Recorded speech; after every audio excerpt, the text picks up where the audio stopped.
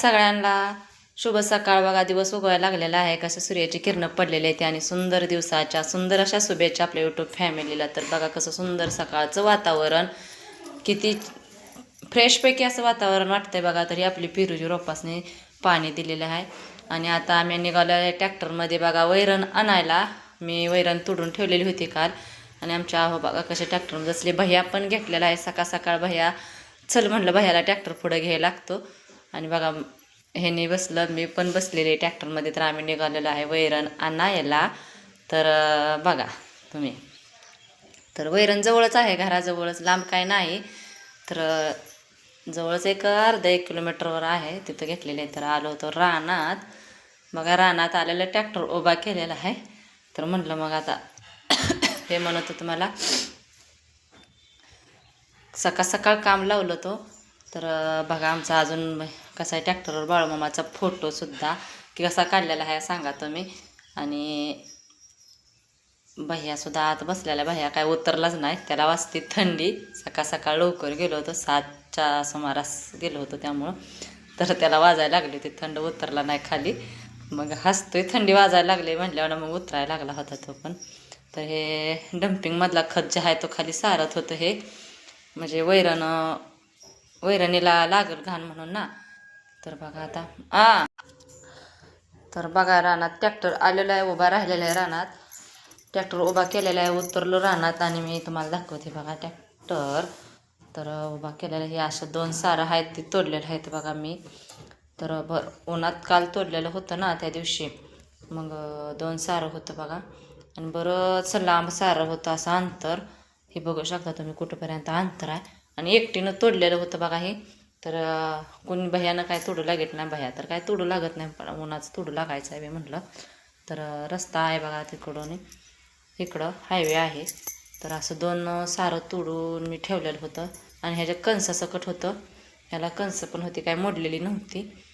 तर बघा तुम्ही, म्हणलं सकाळचं कसं आहे आमच्याकडचं वातावरण बघा, फ्रेशपैकी वाटतंय का नाही सांगा. तर नक्कीच फ्रेश वातावरण सकाळचं असते आणि भारीसुद्धा वाटते. अजून भरायला सुरुवात केली नाही, म्हटलं सकाळ सकाळचा एक थोडासा व्हिडिओ काढून घ्यावा म्हणलं होतं.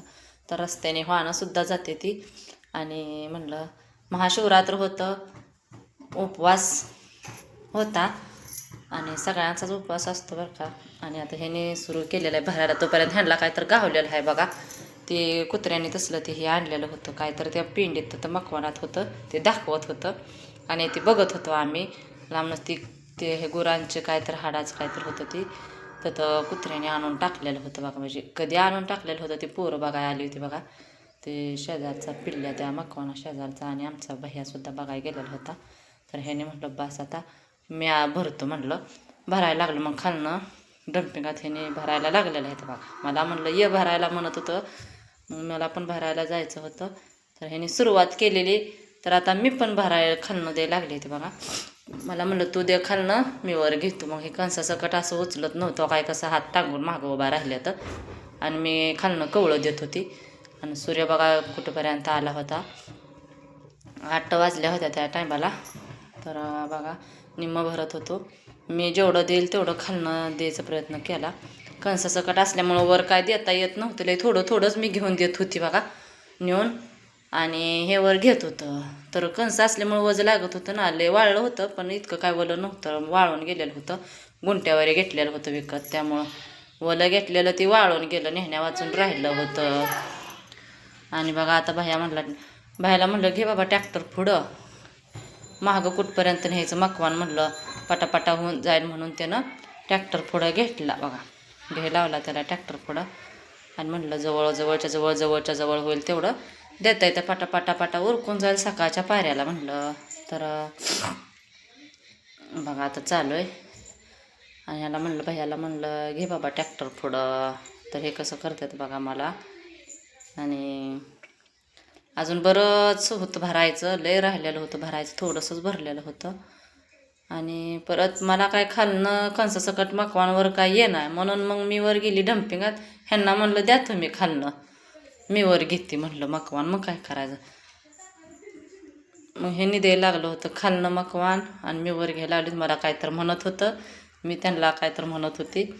मग म्हणलं बघा कसं सकाळची पिकं कशी हिरवीगार रानामध्ये दिसतंय का नाही बघा सांगा. आणि असाच हायवे आहे.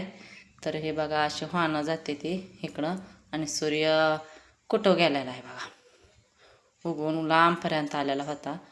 तर बघा हो काय असं ह्याने एक देते तर कवळं मोठं काय बारकं सुद्धा कवळं घेत नाही तर वर घ्यायला सुद्धा येत नाही. हो काय अशी कंस आहेत ती मकवानाला. तर भरपूर मोठा कवळा देतात आणि वर घ्यायला होत्यात. आणि मला काय घ्यायला येत नव्हतं, हे लावायला पण येत नव्हतं. तसंच लावत होती कालवा करत होतं ह्याने, म्हणून मी आपला आवाजच म्यूट करून टाकला होता. नग ऐकायला म्हणलं काय त्यानं सकाळ ह्यांना काम लावलं का ह्यांचं कसं असतं काय तर म्हणायचं मला, तुला नेऊन टाका येत नाही गान, माझीच वाट बघते नासन तसं नसतं. मग एवढं मकवान डोक्यावर नेऊन कसं टाकायचं सांगा बरं बघा. आणि मग बघा कसं वाटतंय तुम्हाला सकाळचं काम आमचं. आणि हे बघा अशी रस्त्याने वाहनं जाते ती एसटी गेली, बरीचशी वाहनं रस्त्याने हायवे असल्यामुळं वाहनं भरपूर जाते ती बघा रस्त्याने.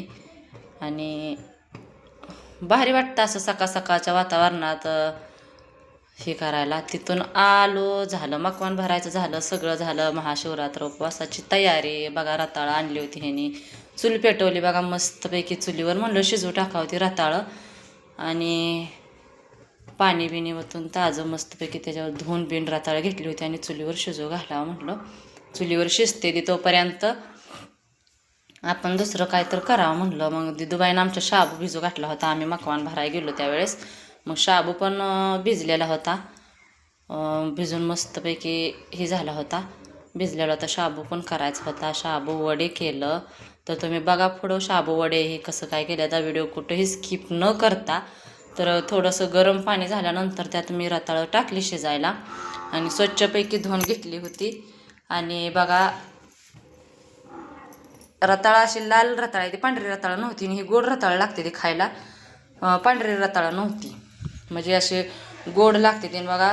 बुडकं होतं मकचं थोडंसं, ती काटक्या थोड्या असं मिळून लावलं चुलीला आणि शिजू घातली रताळा बघा. रताळ झाकून दिलं, ताट शिजा म्हणलं बाहेर रताळ्याच नाही. तर मी घरात दूध गरम केलं मस्तपैकी, आणलं होतं अर्धा लिटर विकत, उतो आलेलं आहे दूध बघा. नंतर दूध बीध गरम केलं आणि इकडं तेल ठेवलं होतं कढायला. मी केलेलं होतं शाबू वडं करायला लागलेली होती. आणि रताळं शिजवून घरात आणली बघा. कशी शिजली ती रताळ आहे का मस्तपैकी शिजून तयार झालेली आहे ती रताळ आपली.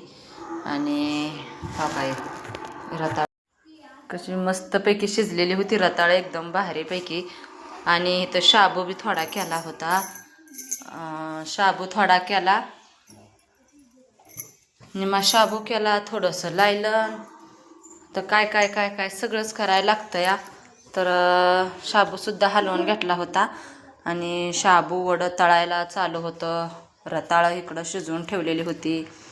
तर बघा असं मी आधीच हे करून ठेवलं होतं, नंतर तळत होते. थोडं दोन टाकून चार टाकून तेलात तळत होते बघा. तर तेल कडलंय का बघितलं, नंतर सुरुवात केली तळायला.